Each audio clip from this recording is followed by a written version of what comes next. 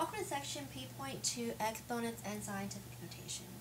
And in this, I'm dealing with exponents, and I usually tell my students that you can memorize these rules. I kind of like to show you where they come from in case you do forget the rules on your exam. So the first rule is the product rule, and I'm going to go to a problem. X to the third times third power just means that x times x times x. And then x squared means times x times x. So there's my x squared and there's my x to the third power. So what I really have is I have x times x times x times x times x, which is equal to x to the fifth power. So I hope you can see it. There's a shortcut to going from the original problem to the answer, and all you really need to do is take the exponents and add them together. So the product rule states that if you have a base to an exponent and multiply. So in example 1, we want to multiply the exponents using the product rule. We're going to go ahead and look at 5 to the second power times 5 to the fourth power. And we go ahead and notice that the bases are the same, so we're going to go ahead and do the same thing as 5 to the 2 plus 4. And you don't have to write that step out, but I'm going to go ahead and write out to show that all I did was just add the exponents. So I get 5 to the 6th power.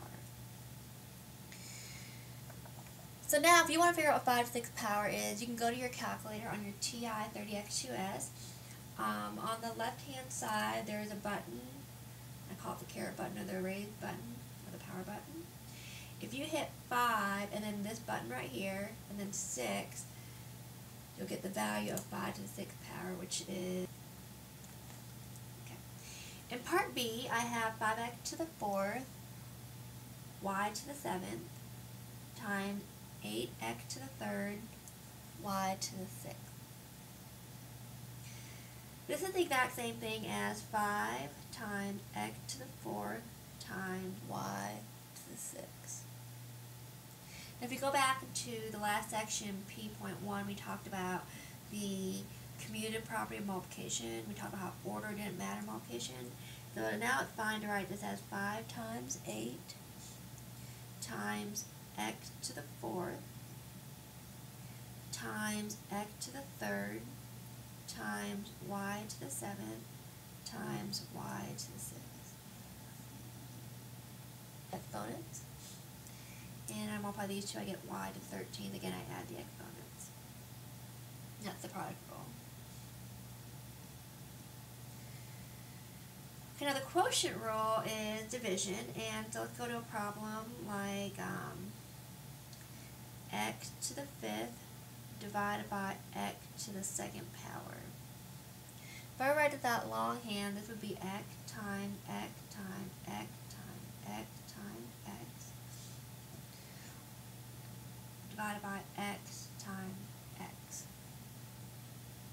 Now if we divide out common factors, these x's reduce to 1, and these would also reduce to 1, and I have no more x's. I can reduce x to the 3rd power. Now I hope you see the shortcut from here to here. All I had to do is simply subtract the exponents. So the product rule says when dividing exponential expressions the same base,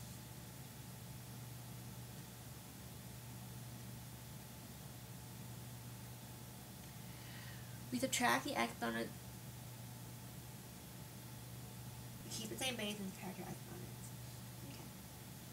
So example 2, I have negative 4 to the 7th power. Notice how that negative 4 is in parentheses. That's my entire base is negative 4 divided by negative 4 also in parentheses to the 4th power. The bases are the same. They're negative 4. And so what I'm going to do is I'm going to take that negative 4 and raise it to the 7 minus 4 power. I'm going to subtract with exponents. So I get negative 4 to the 3rd power. Okay. Now, there's a couple ways to do this. You can actually just do negative 4 times negative 4 times negative 4. You get 16 times negative 4, and that would be negative 64.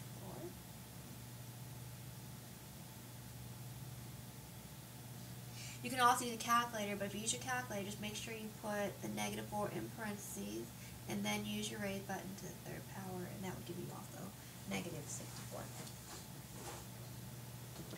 Now it's very important to have that negative 4 in parentheses to indicate that's your entire base, and we'll talk more about that in just a second, because it's a very common mistake that people make when they don't put their base in parentheses as needed.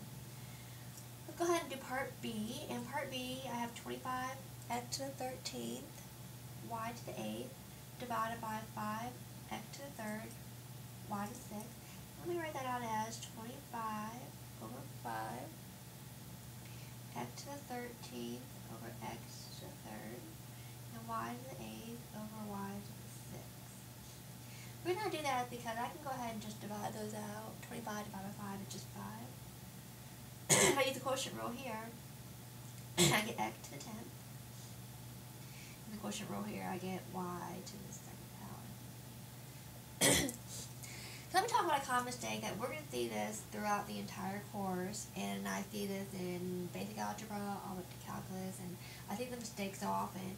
And I want to talk about parentheses and interbase. So if I have this problem, negative 4 to the 2nd power, and I have the negative 4 in parentheses, those parentheses indicate that the negative and the 4 is your base. So the negative 4, the entire value that. But let's say I did not put that negative 4 in parentheses. Let's say I had the negative, or a minus if you want to say, it's only 4. So while the negative sign is still there, the 4 gets repeated, but not the negative sign. Okay? That would be negative 16. So it's very important to indicate whether you have your negative sign in the parentheses or whether it's not in the parentheses. Okay? So keep that in mind. Let's turn to page 6, and let's talk about the zero exponent rule.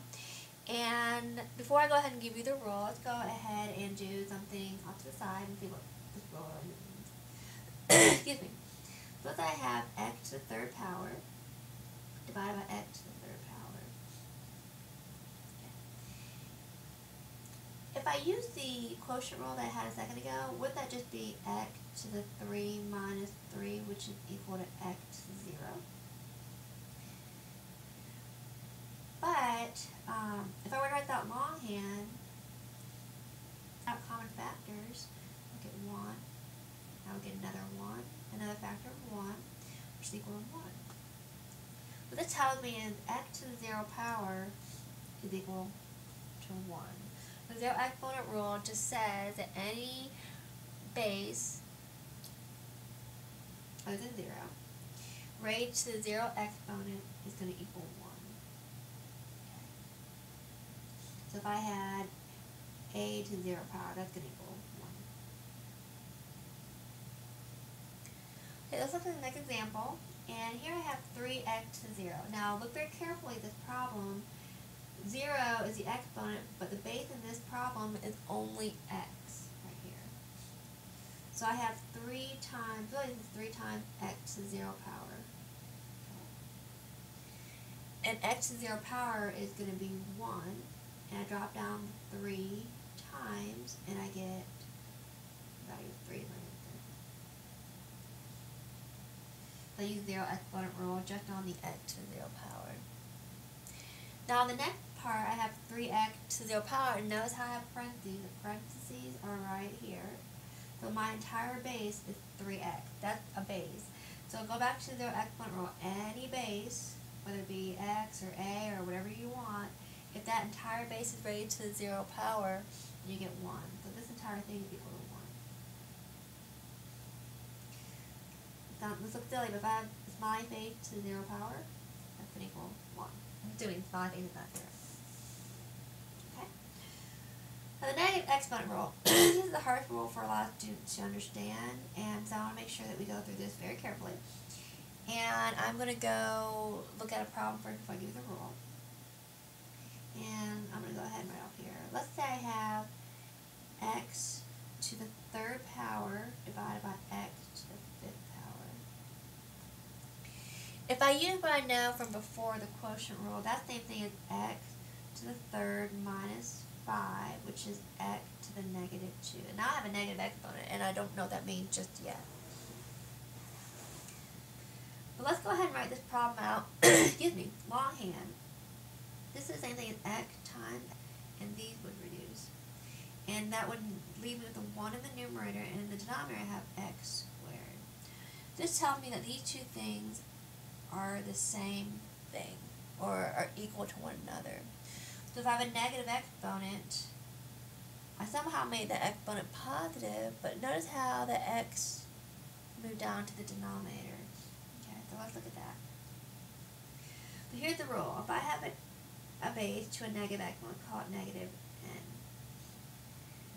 I can move that entire base to the denominator and make the n positive, and I now have an equivalent value.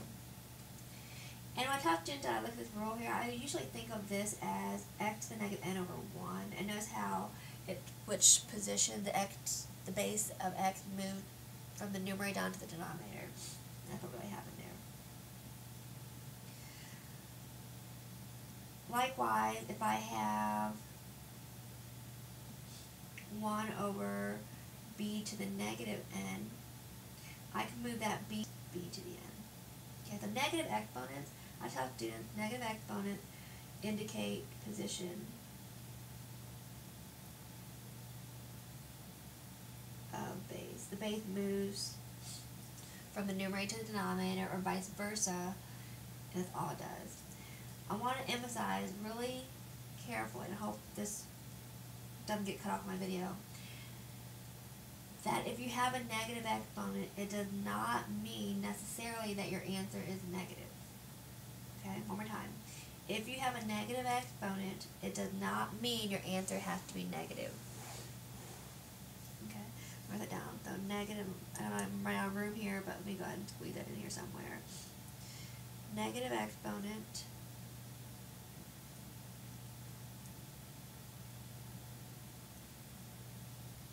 value or answer. Negative, and that's not true. Okay. So let's do example 3, part A. Remember, 8 to the negative 2, that exponent negative, does not mean my answer is negative. One more time. All it means is that I change the position of the base and make my exponent positive. So this is 8 to the negative 2. I now write 1 over 8 to the second power, which is the same thing as 1 over 64. And there's my answer there. Notice my answer is positive. Okay. Okay, in part B, I have negative 3 to the negative 5th power. My base is negative 3. My exponent is negative 5. So what I'm going to do is I'm going to go ahead and take my exponent becomes positive 5. Now negative 3 to the 5th power, I'm using parentheses in my calculator. Negative 3 raised to the 5th power is negative 243. So I have 1 over negative 243, which same thing is negative 1 over 243. I mean that negative sign off to the front. So I hope you see in part A, I had a negative exponent, my answer was positive. Part B, I had a negative exponent, my answer was negative. So it doesn't necessarily mean your answer has to be negative. Okay. Now in part C, I now have a negative exponent, but in the denominator of problem. So what I can do is I can go ahead and move that to the numerator. The 7 moves up to the numerator, and the base becomes positive. So I have 7 squared over 1, which is equal to 7 squared, which is equal to 49. And the answer is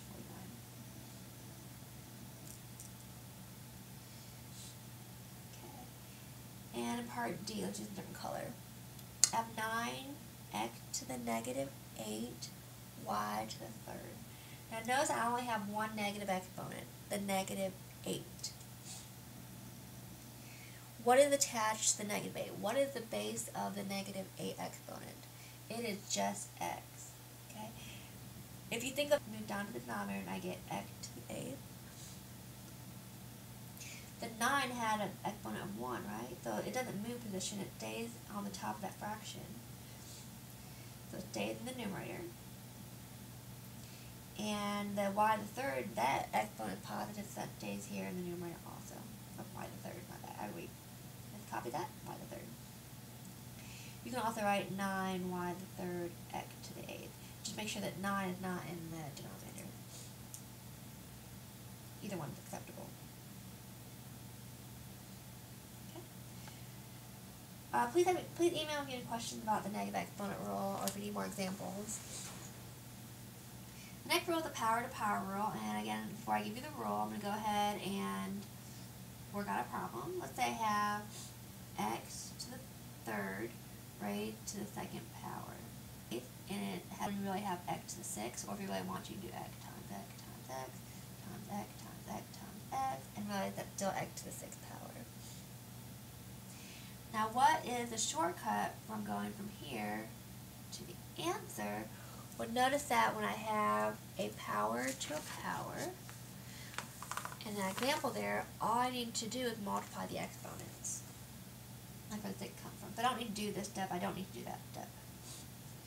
So if I have a power to a power, so let's say x to the m raised to the n, that's the same thing as x to the m times n. We have 4 to the second time, or to 2 times 3, which is 4 to the 6. Or 4,096. Y to the 4th to the negative 3. If I use the power to power rule, it's just saying I have y to the 4th times negative 3, which is equal to y to the negative 12. 4 times negative 3 is negative 12. And I'm going to rewrite that with a positive exponent. So I'm going to put that down in the denominator. And I have y to the 12 in the denominator. 1 over y to the 12. Part C is pretty cool because in part C I have b to the negative 4th to the negative 5th. If you look at that carefully, if I just use the power to power rule, that's going to be b to the negative 4 times negative 5, which gives me b to the 20th, because negative 4 times negative 5 is 20.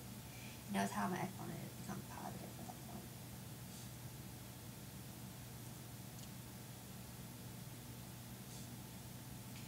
Product to power rule for exponents. Okay, let's go to, again, a simple problem, and we'll go to the rule. Let's say I have 3x,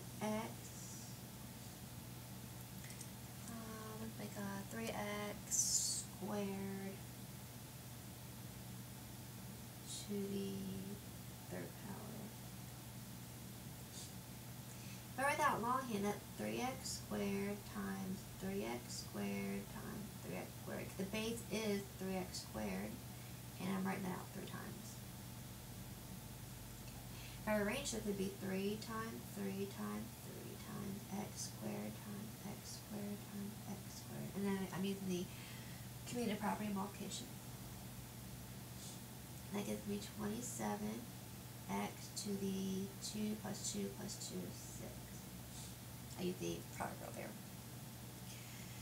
Now again, I'm trying to find a shortcut. I don't want to write this step. I don't want to write that step every time. And I raise it to the 3rd power, I get to 27.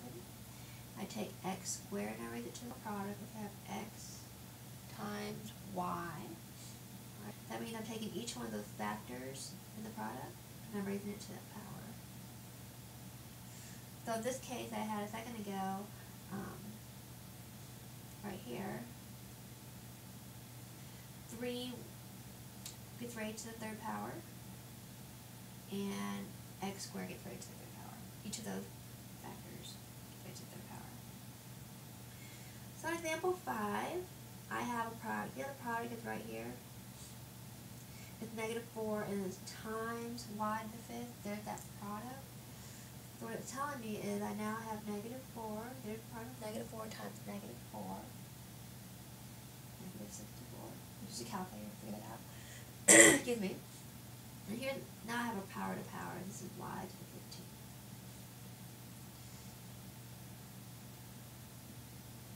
Okay. Quotient to power rule for exponents. So let's do another quick example before I give you the rule. So I have x. Give me a good example if I like a one. X squared over y raised to the 3rd power. That same thing is x squared y times the exponent of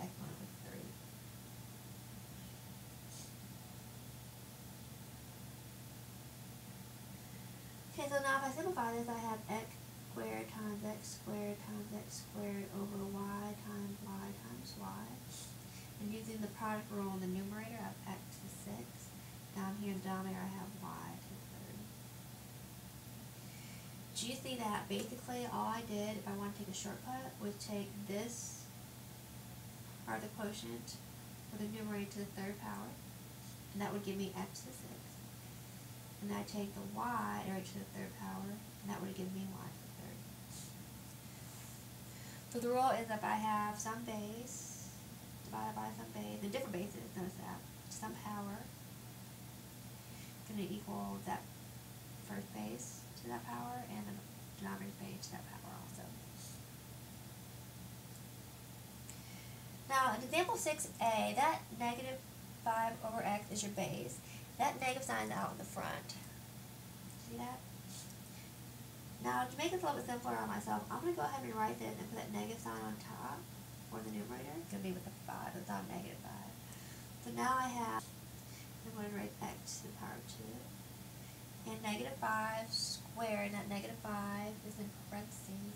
So it's negative 5 times negative 5, which is 25 all over x. X to the 4th over 5 raised to the 3rd power, that entire quantity 3rd power. I'm going to take that numerator and go to the 3rd power all over 5 to the 3rd power. Power to power rule tells me I have x to the 12th. And I have 5 to the 3rd power, which is 125. Okay. Example 7 goes through pretty much covers more than one rule and some of these problems. So when I go through these problems, I'll make sure to tell you which rule I'm using. And so in part A, right now I have a base, and that base is made up of a product. There's actually negative 3 times that is my base. So I'm taking that and I'm doing a product to a power rule here. So negative 3 to the 3rd, x to the 4th to the 3rd, and y the 5th to the 3rd. So I just use the product to power rule. And now I look at this right here, this just means negative 3 times negative 3, which is 9, times negative 3, which is negative 27. We're using a calculator. Here I can use the power to power rule. So I'm going to go ahead and multiply the exponent. Power to power rule. And everybody answer. Use two rules there, product to power rule, and then power to power rule. Okay. Part B, I have this. I'm going to rearrange this because when you're multiplying, it doesn't matter what order you multiply in, which is basically the commutative property of multiplication.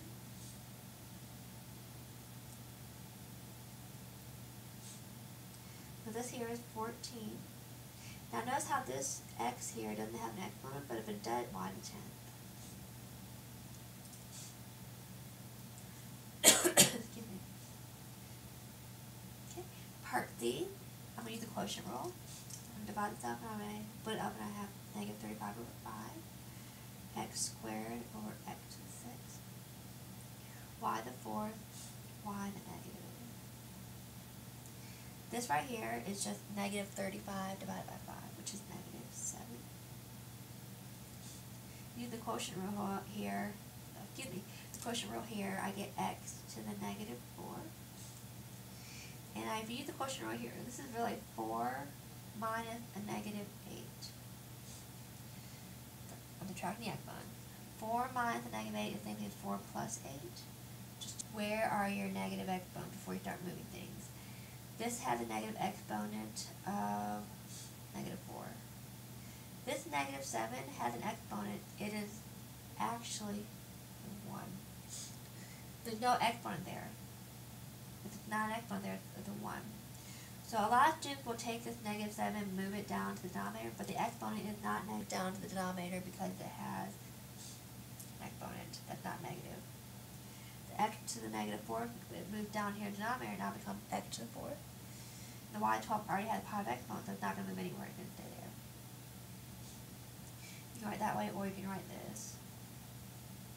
But notice how the negative 7 is not in the denominator. So there are other ways to do this problem. The way I'm going to do is I'm going to go ahead and look at this, and I see a couple things. I see a quotient to a power, and I'm going to go ahead and use that last row of negative third all over y to the negative third. I took the numerator and denominator and raised both to the negative power. Now up here in the numerator, you're going to notice that I have now a product 4 times x squared to a power. So I'm going to make sure each one of the factors in that product gets the negative 3 on it. Down here in the denominator, I'm not going to do anything with that just yet. Okay, the next step, I'm going to go ahead and look at this right here. And I have a power to a power row, so I take the exponents and I multiply them. So what I have here is I have 4 to the negative 3, y to the negative 6, because 2 times negative 3 is negative 6. And in the denominator I have y to the negative 3. Pretty much all I have left now are bases and a bunch of negative exponents. So I'm going to start moving positions. This moved down to the denominator because I had the negative 3 exponent, so now it becomes 4 to the third power. This moves down to the denominator because it has a negative exponent. What I'm going to do is 4 to the third power is 64. And my answer is